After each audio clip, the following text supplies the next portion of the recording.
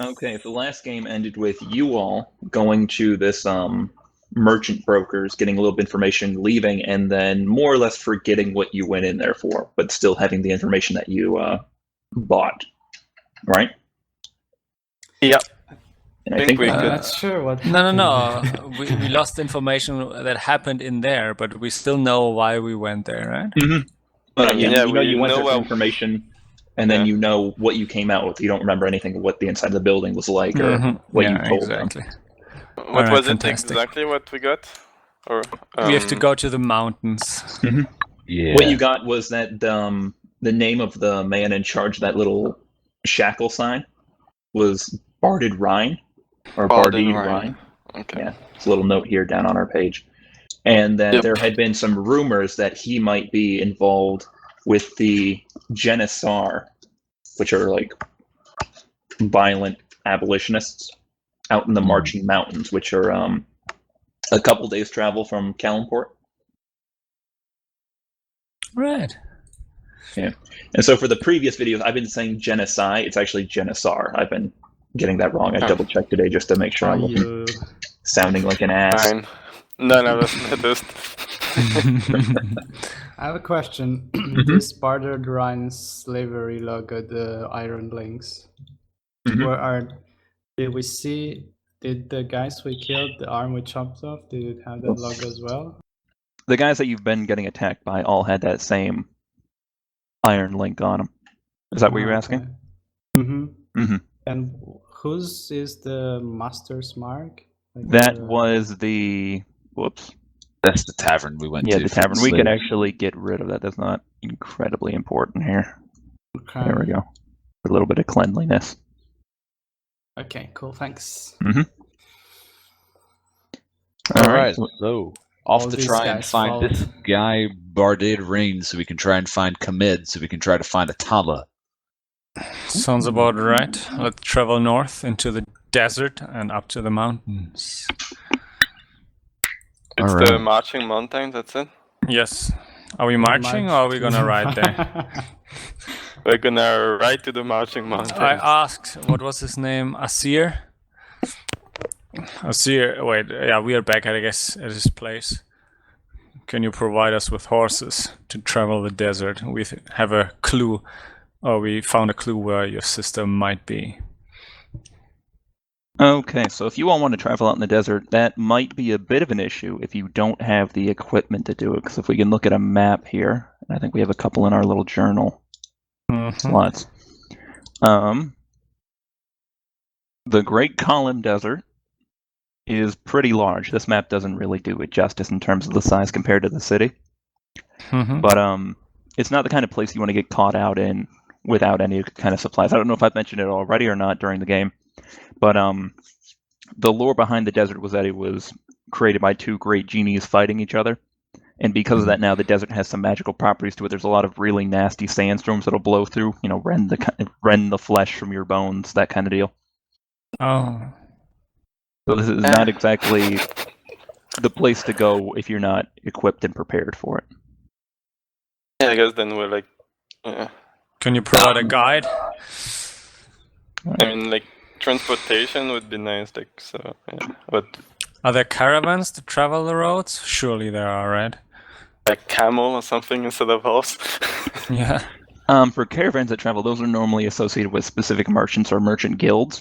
And the only way to get on board with them would be something like either paying them fare or to sign up as a mercenary with them. But if you sign up as a mercenary, you're obligated to get to the end of the trail, which could be anywhere between Memnon or Vasa with the distance of that they're going to go. Well, we're not going this way, right?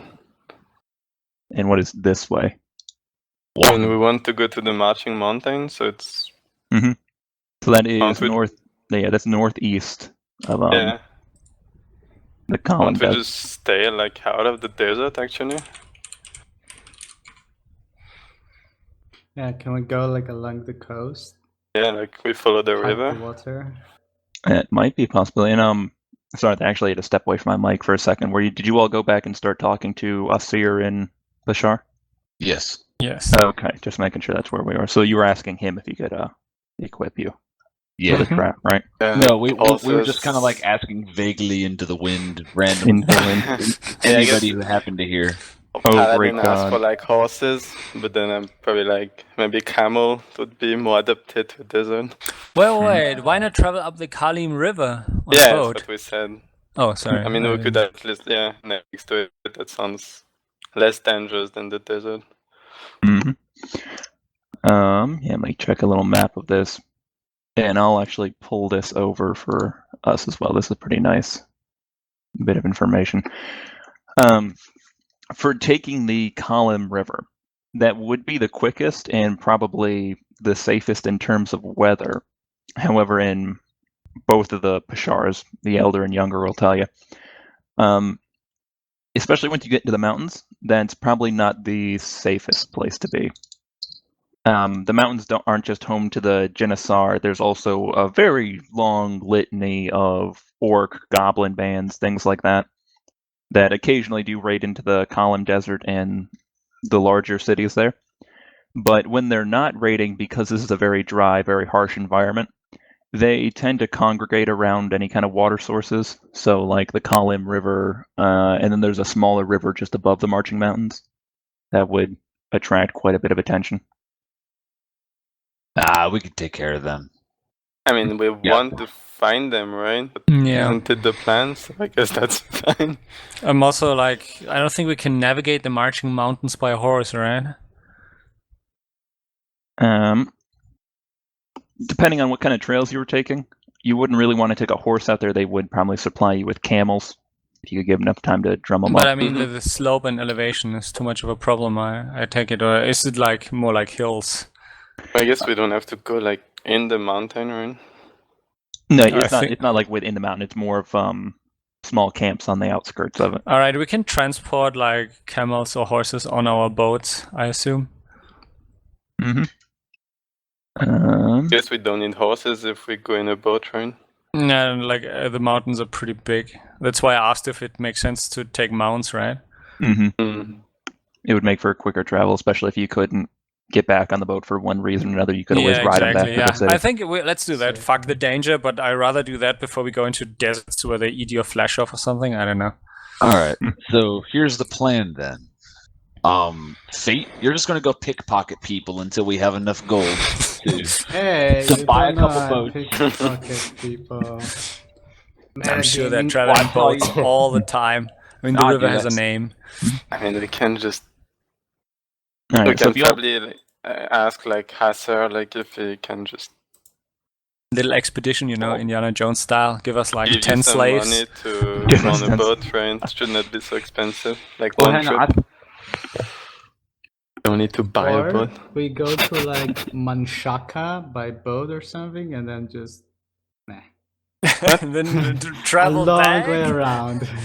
Yeah, if you actually want to check in your handouts, I pulled up a better map of the Kalasham area. I mean, oh, it's beautiful. A little bit more annotations on it. We don't know where in the Marching Why is it Mountains so we have small? to go to, right? So Yeah, another one of the issues with the. Let me see if I can't enlarge that a bit while you all figure out the game plan. First necropolis of. Oh, that's interesting. I mean, I guess we would go to. So, what's the first dot in the mountain? Like Farasa or something? Yeah, I think that's far. So let me see if I can't enlarge this Go photo there, for us, and I'll try to remember to post this as a link in the videos as well. Let's see here. yeah, I mean, going through the river is like the obvious thing, but I mean, that we go also there, we means go to people will Farasa, expect us. but we want to find them to like ask them, right? I guess first we would stop at Keltar, right? Because we don't know where in the Marching Mountains we have to go to. Could be Sure, like but I don't the think- other, But they know, I probably don't know much in Kaltar. probably. On a larger version, but it's a bit blurry. But well, there you go. Yeah, once I figure out. I mean, yes. let's think if the other guy was rich, etc. I doubt he like traveled through the desert. He probably went through the river as well. There's a cloister. necropolis. Ferrisari. I guess like up to. Oh, there's a bridge. Well. Oh yeah, there's a bridge. So, yeah, maybe we take a boat to like Keltar, and then ask if they saw anyone matching the description of the like his sister and the guy, and maybe they went this way. We can also ask how it is further upstream or downstream. I guess upstream. Like if there's dangers, etc. Right? Because the closer we get, it's probably the more dangerous it is. Yeah, I like this plan. Okay, let's do it. All right, and you sure you want to take a ship? If you look, there's actually the dotted lines represent trails rather than actual roads, and there is one that runs along the coast. Yeah, I'm not like sure if you even have to get a boat, because I mean we can basically just travel around. Could also work. Well, on camel, I guess. On camel. Dromedar. Camels. And at the speed you'd probably be traveling on the camels, it'd take about 3-4 days to get to the Marching Mountains if you go straight through Keltar, if you don't stop for a break or information. So we need to get food supplies as well for the trip. All right, so we'll take the land route to Keltar, and then I guess at Keltar you can cross via ferry if you want to the river again. So yeah. Okay, and I'm assuming you're going to relay all this to the Pashar. Yeah, I can ask if they have any objection or Okay. They both seem pretty interested in the idea, especially once you get away from the plan to sail up the river. That mightn't attract too much attention. The little catch they have is how they're going to be paying for the whole venture. And after a little bit of discussion between the two of them, they seem to have come to the decision that the elder Pashar will be funding this adventure with what little he managed to salvage from his shop, mainly those daggers he has. Sweet. So he's going to take him about a day or two to go and sell off those daggers to whoever he can get a fair price from, and then he'll bring in the money, and then you'll be able to go and purchase the equipment, armaments, supplies, whatever you need to be able to make the trip to Keltar and then into the mountains. All right, sounds good. Let's do it. So wait, do we have any more men at our disposal, or is it just like the 4 of us? Are you going to share the name of Barded Rhine with the Pashars? Yeah, I guess. Why not? Okay. Seer especially, he'd prefer if it was just the 4 of you going. It'd be a way for them to keep track of, or to lessen the chance that anyone's going to find out that there's a big expedition heading into the mountains to go to try to find their family member. On their end, they'll try to send out as many of their people as possible to try to find any information on this Barded Rhine and where he might be. Okay. And let me... Exactly. Okay. So, it takes Pashar actually much shorter than he originally anticipated to sell off those daggers.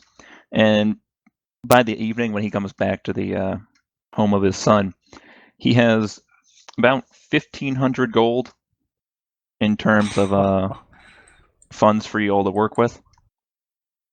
So if we want to sit down and go through and plan out how much you're going to need. We could just take the money and just go further and just ignore the mission, go further north to Memnon. Yeah, just give us the money, we'll buy the... Don't worry. We'll figure it out, don't worry. Yeah. All right, actually, we'll make a cut in the video right here to save time while we're figuring out what kind of equipment we've got. When we come back, we'll just do a quick run through of all that we have, and then we'll continue on with the adventure from there. All right? Okay, so we're back now, and we're left with 53.25 gold per player. And with that, they managed to buy 6 camels fully equipped with the kind of equipment they're going to need to ride out there, 28 water skins for the travel, 28 good meals for the trip, and a wand of cure light wounds for the possible combat they're going to get into. For the heals. All right, and so getting all this together is going to take you maybe a day or two. Hunt down good camels, make sure they're not cheap ones that are going to burn out halfway down the trip. Okay. So, like I said before, it's going to take you about 3-4 days to get out there. Maybe longer if you get held up with any kind of accidents, things like that. And you want to just head straight for Keltar? Yep. Any last minute things we want to take care of? No, we forgot them. No.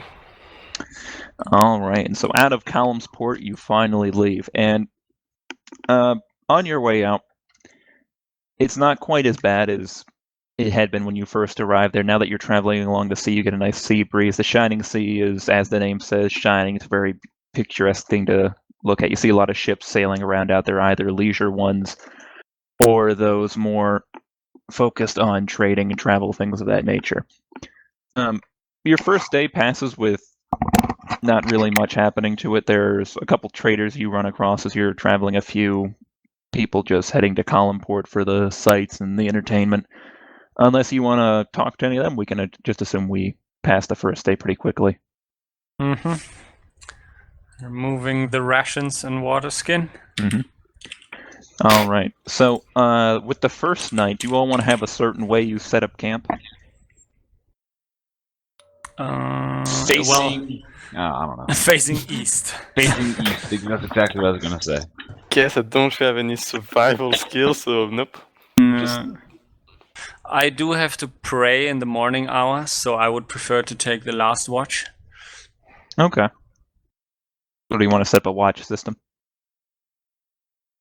Yep. All right, so who's going to take the first watch then? I can do it. I don't care. Garzhvog does not mind staying up late.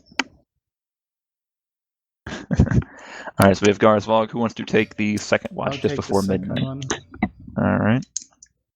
I guess I'll take the third and like during the night, like that. I don't mind if it's super dark. You can't see anything anyway. Oh shit! Yeah, that's true. I have dark vision. Maybe I should stay up in the darkest. Whatever.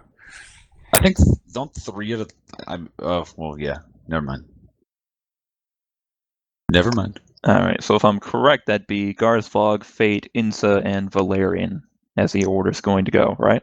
Yes. Mm-hmm. Mm-hmm. All right. So Garzhvog's watch goes by pretty quickly. 1 or 2 people keep traveling during the dark, but apart from that, you see all along the road little lights are popping up here and there where other people are setting up camp. You manage to pass your night without your watch without anything really happening. When Fate comes up, Fate, do you have any dark vision, low light vision, things like that? No, and I have a wisdom of 5, so... What the... So the most dangerous hour we have our... Oh my god. So he doesn't light any lights. Because he opted not to. It's because he wanted to pray in the morning. It's just... I don't know, man. I have to pray to my god. I have to pray to Tyr at dawn. Sorry, go on. It sounds like a dinosaur. Oh wait, I don't have spells yet. Never mind, I wouldn't even have to do that. Sorry, go on. For roleplay, you would probably do it anyway. I do it. Alright, so Fate, can I get you to roll me a listen and a spot check? Since the fire is starting to burn low and it's getting dark out. God damn it, I should have taken that watch. This is a spot check of 19. 19, wow. Wow. Good. Alright, and what's the listen check? I don't know, like, I think a spot is enough, right? Like, let's not... 10. That wasn't too bad. No, not too bad.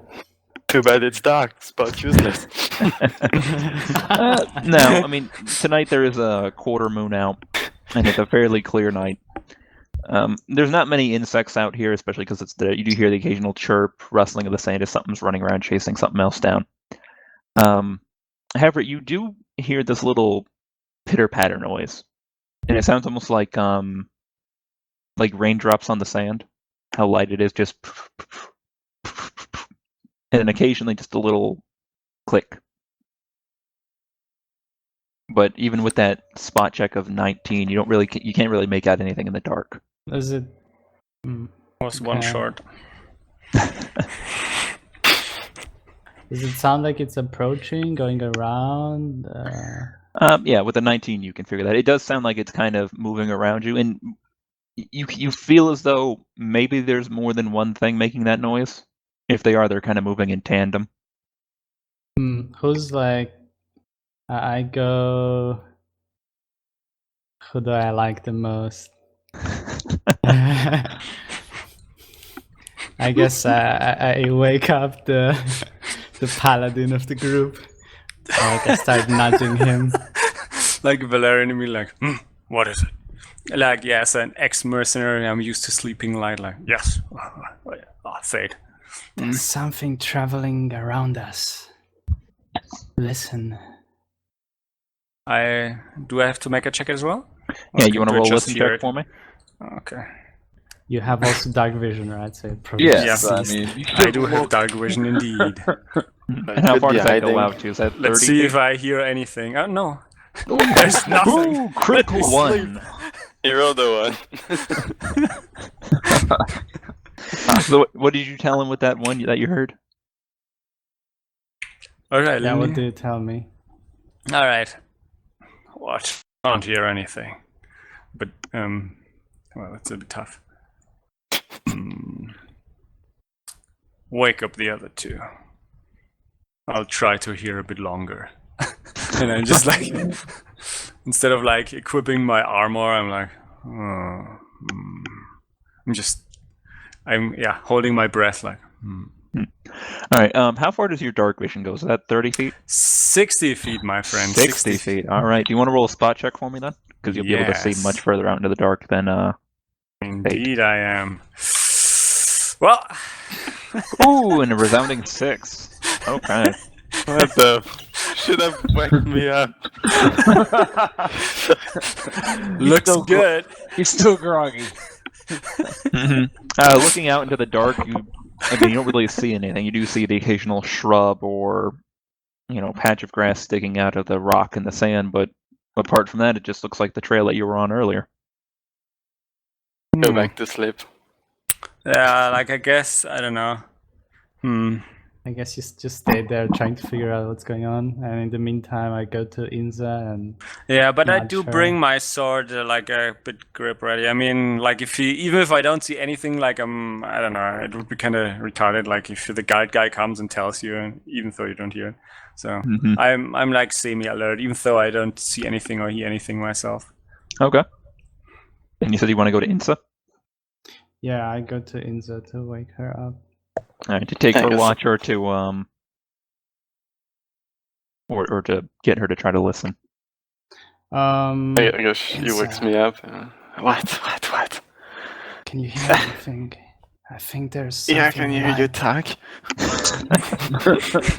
right. Actually, can we take a brief moment? I want to kind of bring this home for everyone listening to the podcast. So, their wizard brute did the first watch, and the paladin is going to do the last watch, and they have someone without dark vision doing the first watch, and then a blind person carrying the second half of that watch into the morning. Well, if you have to put... Yes.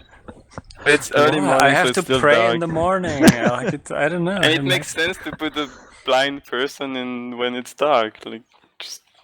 No, it's Not much of a loss. Exactly. Did you watch Marco Polo?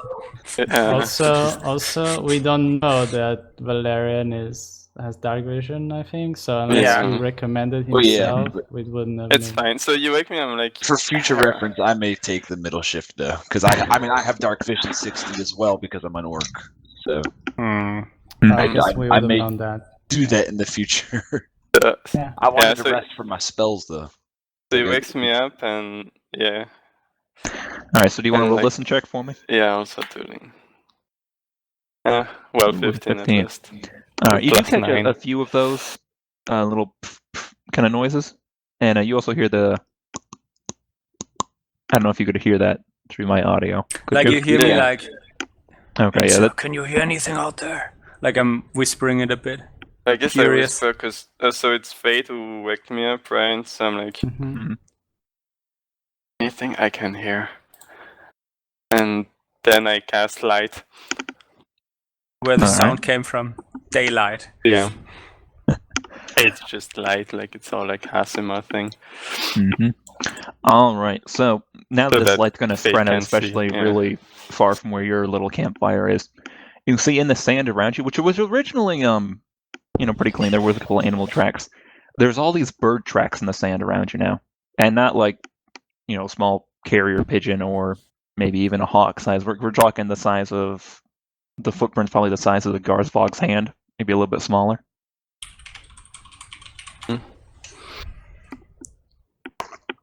So a fairly large bird based on the track. It seemed like just one. There's several around, or several little tracks going around the camp. So either that one had been circling the camp a couple times, or there's more than one. You can't really distinguish between the footprints.